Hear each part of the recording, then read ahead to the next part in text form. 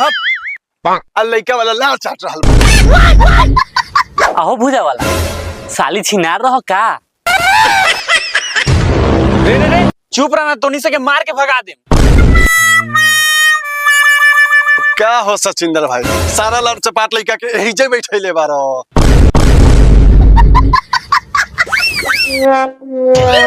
का करी, जब टीवी चालू कर तब चलावेला, गधा से गार लिबावे।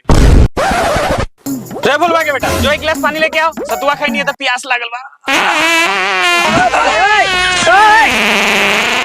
Oh no.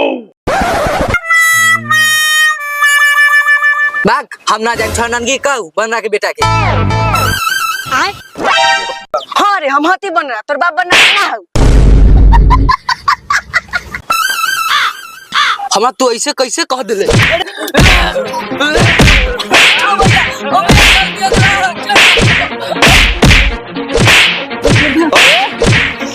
तू सब फिल्म देखे मारपीट कर।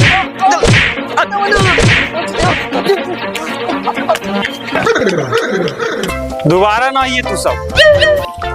क्या सचिंदर भाई, काहे फालतू लइका से के बैठा लई है? चलो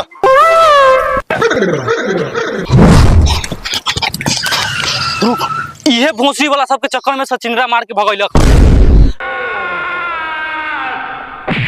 हां साले तू काला भागले, हमरा तो पकड़ पेले।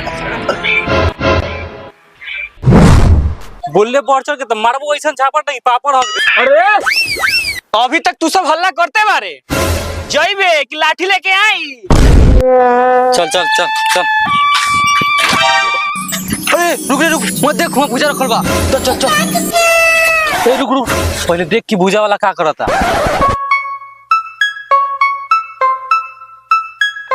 हाँ सचिंदर भाई, ठीक के लक्षणा से के भगा के लगाओ खैनी खा के जाए, काहे के सवेरे से एको बहनी ना भाई।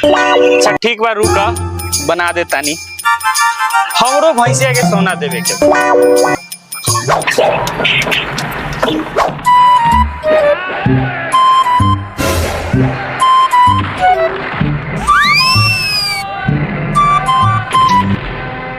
छौरी दे हमारा जी लागे, लिख दे बहु वैशाली जी लागे।